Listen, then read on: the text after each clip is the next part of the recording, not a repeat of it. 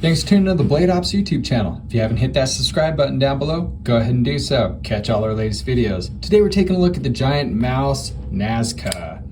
This manual has a blade length of 3.15 inches and is sporting that M390 steel.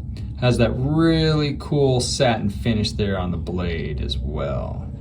It's nice oversized thumb studs. Closed length on this thing is 4.33 inches and is titanium scales. And this thing weighs 4.5 ounces. And there is some milling on the inside there, as you can see. And it has this nice bronze anodized backspacer, place for a lanyard.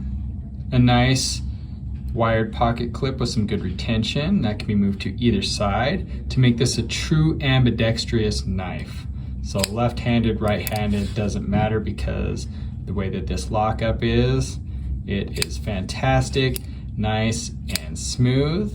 And we also have another option here if you like micarta. We've got this here with full steel liners instead of titanium, but all the exact same features that were on this knife. This is the GiantMouse Nazca, and you can pick up yours today at Blade Ops.